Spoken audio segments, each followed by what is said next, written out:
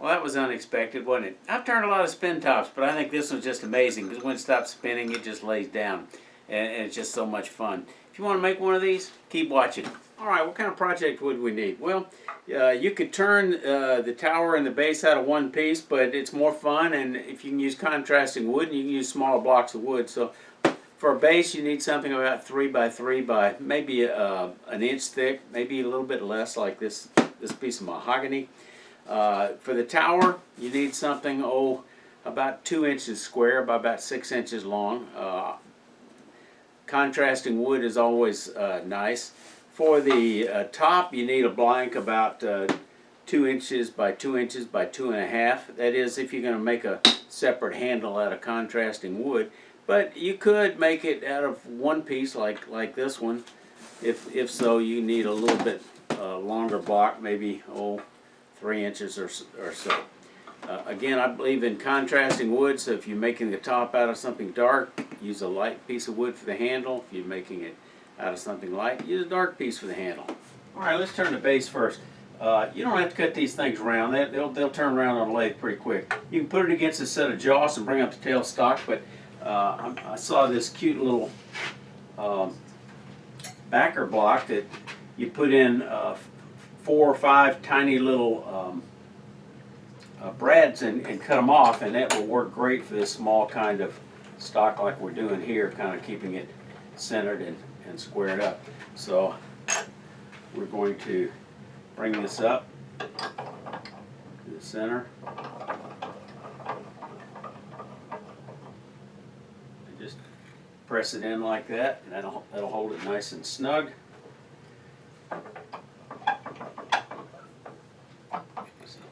Maneuver room here. And first thing we're going to do is turn this thing around. I'm going to use a spindle gouge and just make it round to start off with. I can see the shadow, so that's why I'm going to cut it out.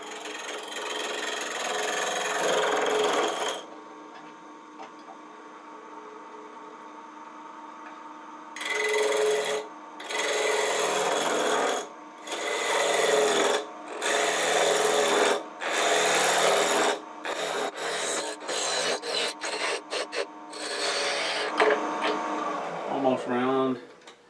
Got a few flats. Still got to square up.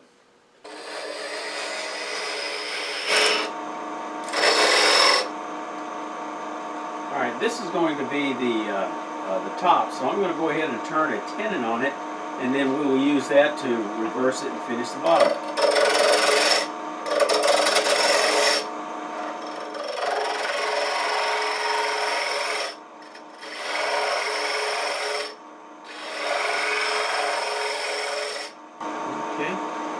Got us a tenon. Go ahead. It's a little uneven piece. A little bit uneven piece. So let's kind of tune it up a little bit.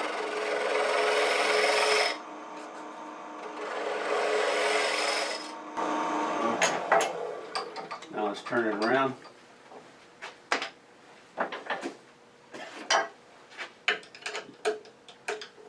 Mark that. That ought to be pretty close. Let's just spin it and see.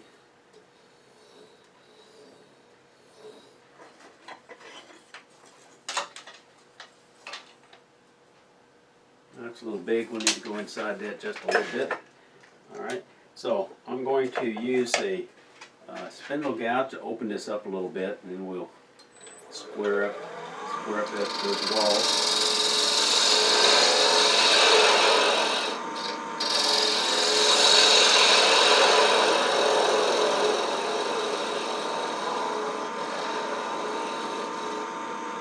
I made a specialty dovetail tool. I've got a video on that if you're interested. The beauty of this is if it's got tailstock support, you can still come in there because it's at an angle. We're just going to use that to come in here like this. We can come in right here.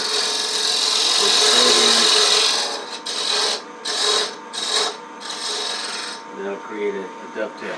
Grab an oddball specialty scraper I'd use or something else and just kind of clean up the bottom a little bit here before we sand it.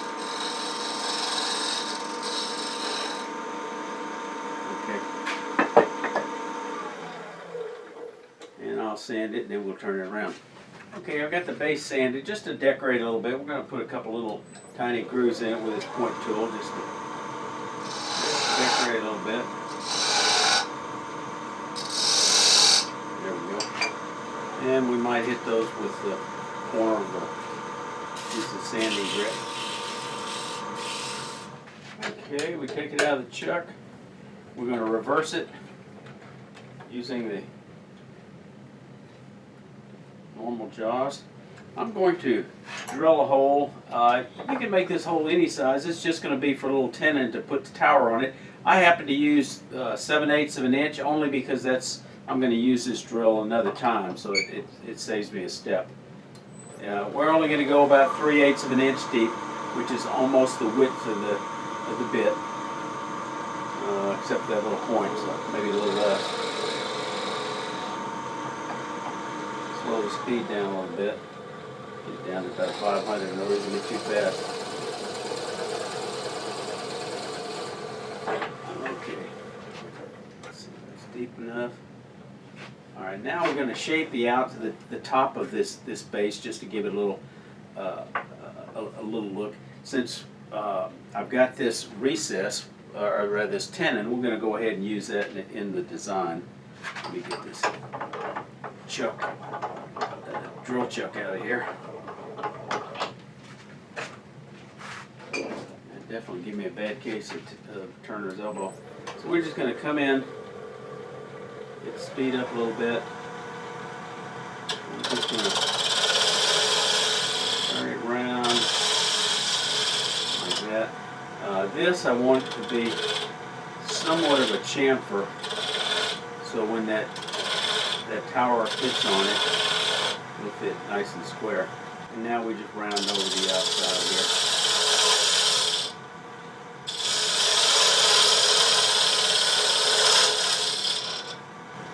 And I think that'll take care of it.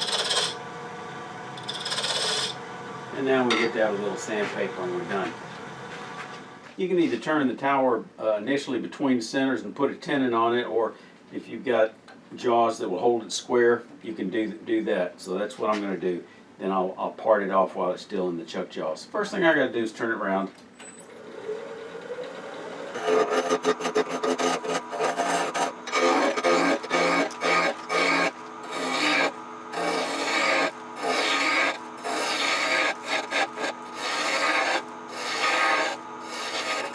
Before I remove all this wood down here, I want to go ahead and take care of the tower.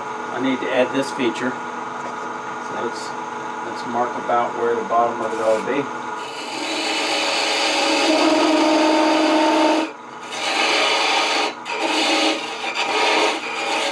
Before I go too far though, I want to go ahead and drill a bit of a hole on the end. As I mentioned before, I'm using the 7/8 inch drill bit because it just saves me from changing. It could be 3/4. Nothing really magic about the number. It's got to be big enough to allow that top to spin in it.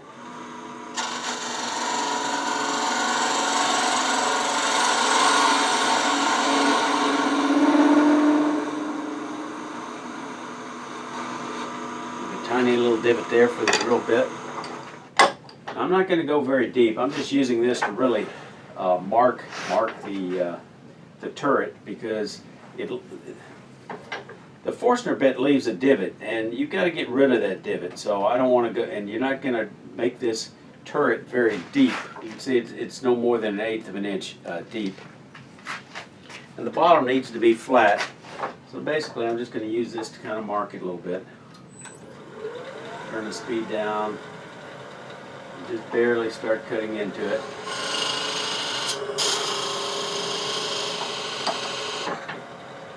And that's probably about right. So by the time I get rid of that divot, it'll be a 1/16, a little bit more.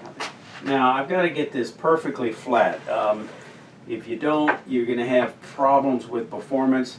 One demonstrator said you could leave this divot. I have not had good luck leaving that divot from the Forstner bit, so you got to get rid of that.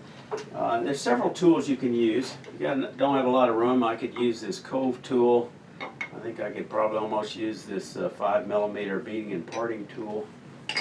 And maybe that's what I'll start with this cove tool just to kind of get rid of that, and then I'll finish up with something in the corner.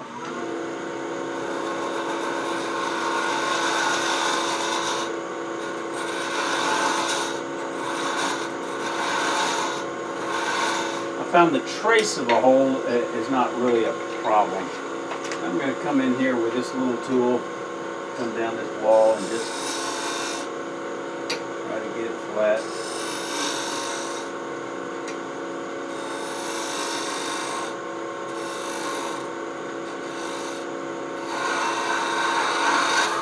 Then examine it, feel it, make sure it is in fact flat. And the only way to easily tell is to use something flat you can get in there. Let's try something.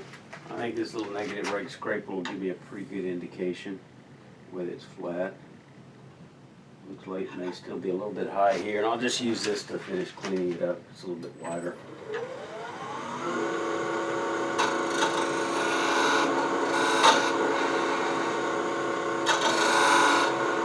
You want the bottom to be perfectly smooth, not have any ripples or anything. It's going to interfere with the top spinning, and that feels kind of rough. Let's try again.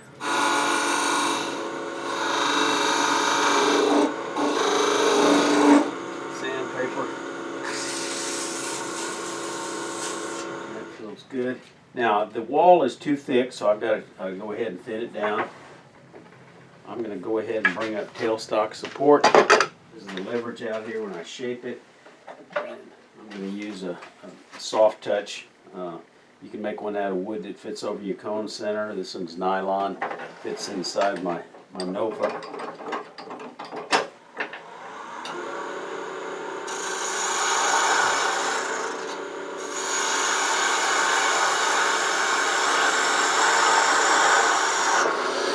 I could decorate this if I wanted to with a burn ring.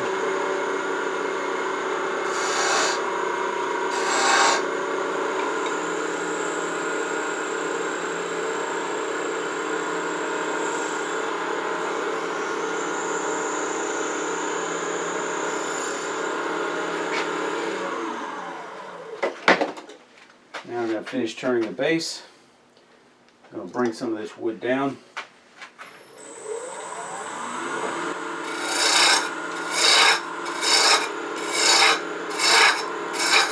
Okay, you missed a little bit of footage of me bringing this down to shaping it, but nothing critical. I've sized this to 7/8 of an inch. Now I need to finish sanding this. I'll sand the tower and go through all the grits. For a project like this, not exactly a work of art, probably the fastest way for me to finish it is use some abrasive paste to really get rid of any micro scratches, and then use friction polish on the lathe. A little bit faster than some other processes of finishing it off the lathe, so let's do that. And you just do this until you're not getting any more color coming off.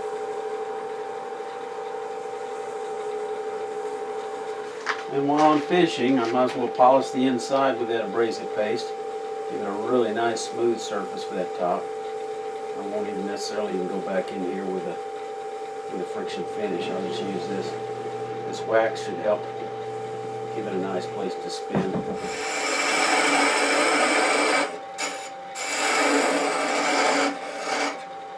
Just chamfer that in there just a little bit.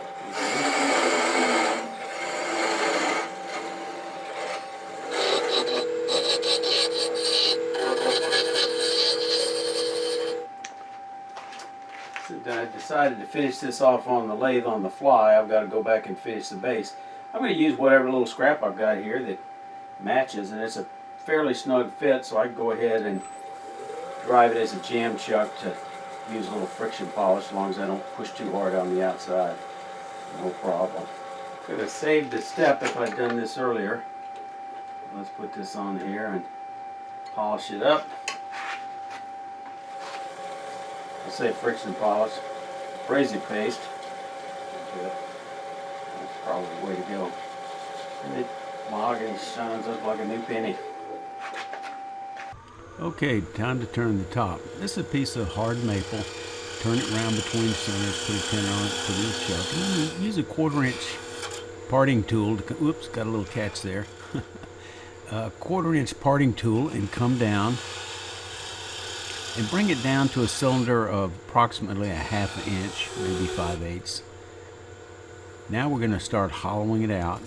I come in behind with that parting tool, and I go about as far as with this technique as I can go. Once I get that far, though, it's time for me to actually use a spindle gouge and put a point on this. You pick up, about a 1/4 inch from the tip and get it as sharp as you can. You don't want the point too flat, but you don't want it too pointy sharp either. So use a spindle gouge and then touch it up with sandpaper maybe. I have two different parting tools, 1/8 inch and a 1/4 inch. To get in there, I'm now switching to the 1/8 inch parting tool. It's a homemade parting tool. And I come behind the point. This is real important that you come down, and you want it, at least a 1/4. It's a specialty scraper I've got. You want to come behind it, leave it, at least 3/8. That may be 3/8 thick, maybe a 1/4 inch. So I took an old spindle gouge and ground it into this scraper just for this project. Spindle gouge is great for hollowing boxes in grain, but I found it kind of difficult to get it in where I wanted to, so I thought I'd try this, and it seems to work fairly well. You can see I'm getting pretty good shavings, but I've got to go deeper. You want the top to be fairly thin. Now I'm crisping up the edge with a detail gouge at that point, and I'm going to see if I can't come in there and get a little more wood removed. Don't quit early. You really do have to hollow it out and get it back a ways.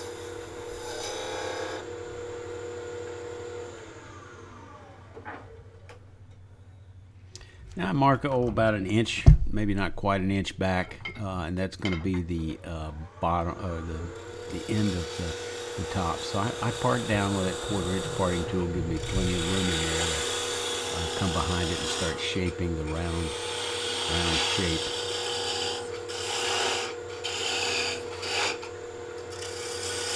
I usually use an 1/8 inch parting tool for almost everything, but for this particular top, the 1/4 inch comes in handy. So now I'm taking my 3/8 inch traditional spindle gouge and just rounding it around, kind of like a big bead, rolling it over, making the tool ride the bevel, swing the handle around, keep riding that bevel, swing that handle around, get behind it.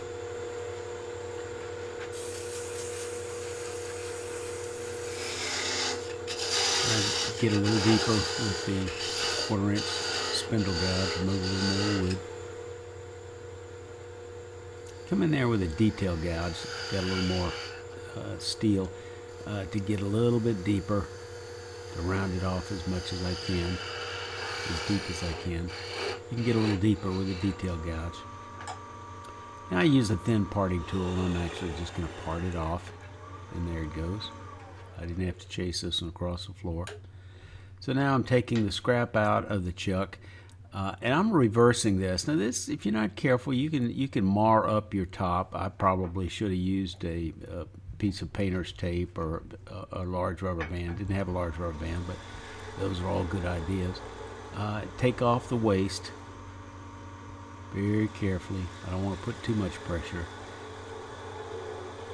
Don't want those chuck jaws to snatch this thing and bite into it. So I make a tiny little divot because I'm going to drill about a 1/4 inch hole.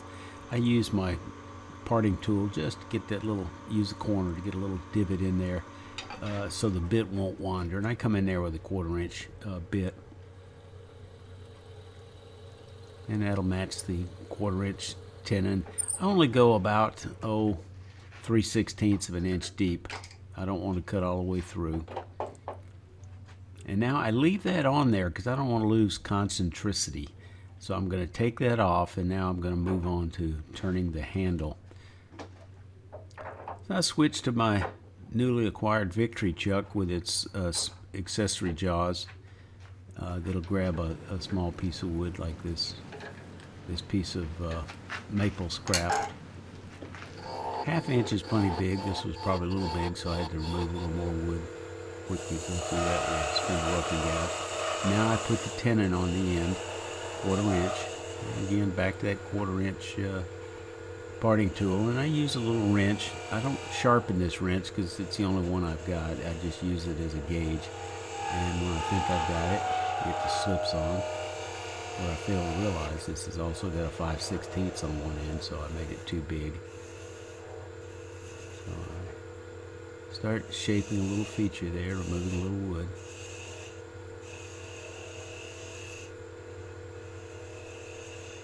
And then just start removing wood. You want the handle to be fairly thin. You don't want it thicker than 1/4 inch, or it's just hard to get a good spin on it. And taper it from the base where it's a little thicker to get it a little thinner. And sand it. And then part it off. I'm going to make it about 2 inches tall. And there with my detail gouge, part it off. Now I bring the top itself back, already mounted in the chuck, so I haven't moved it. And I'm going to glue this in using some tailstock support with a soft touch. You could make a wooden one. This happens to be nylon, fit it into a Nova. I put a little glue on here, and I'm going to use the tailstock just to absolutely center this handle so it won't wobble, it won't be off a little bit. You want it just as straight as it can be, and this way this tends to ensure that it's straight, and you actually put a little pressure on it while it's turning to make sure that it's nice and straight. Do a little light finish up sanding here, and ready to remove it. I got lucky, I didn't really scratch it up. Now, turns out I had some problems with it. Didn't flip over quite like it should, so I made this jam chuck. You know, if you're more careful than I am, maybe you can dispense with a jam chuck. But I was able to get this mounted in there, running true, and actually go back in there and remove a little more wood. You want a low center of gravity. Okay, so much for that. Now let's use my specialty scraping tool. I made just for hollowing, and I didn't hollow this one deep enough. Let's see how this works.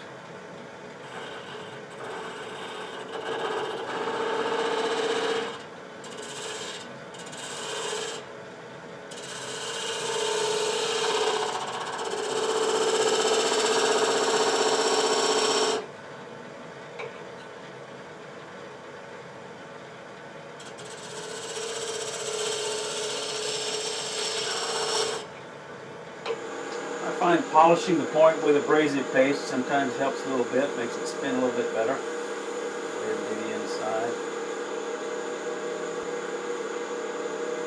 Basically it's wax.